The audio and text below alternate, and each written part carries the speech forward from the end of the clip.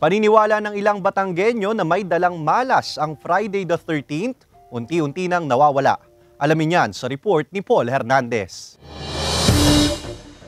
Tuloy ang kayod anumang araw para sa 43 anyo sa tricycle driver na si Chody. Ngayong Friday the 13th na pinaniniwalaan ng ilan na malas na araw, ipinagkikibit balikat na lang ni Chody. Hindi malas, basta pagkakaya nagpabaya, malas nga.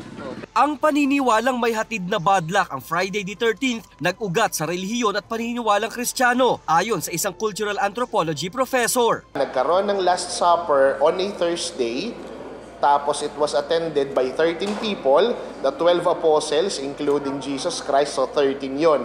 Tapos on a Friday, the day after, it's a Good Friday, doon na nangyari yung crucifixion ni Jesus Christ. Dala rin daw ito ng pop culture kung saan marami umanong pagkakataon na may nadidisgrasyang sikat na personalidad kapag Friday the 13th.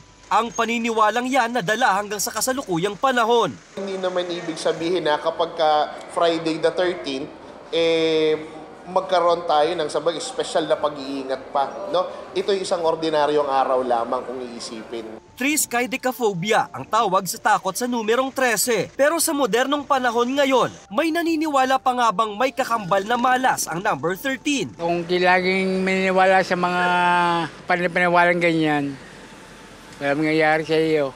Kahit lang. Sabi nga, ang manok, isang kahig, isang tuka. Kami parang 3 lang kahig, hindi po makatuka eh. Hanggang may buhay, may kaya, pakita mo sa pamilya mo na nagtatrabaho ka. Ang basehan ng swerte sa buhay, wala raw sa numero o araw sa kalendaryo. Dahil kahit anumang charm o pampaswerte ang dalhin mo, kung hindi raw tatapatan ng sipag at determinasyon, mababaliwala lang ang lahat. Kasama si Kel Ravaca, Paul Hernandez, Balitang Southern Tagalog.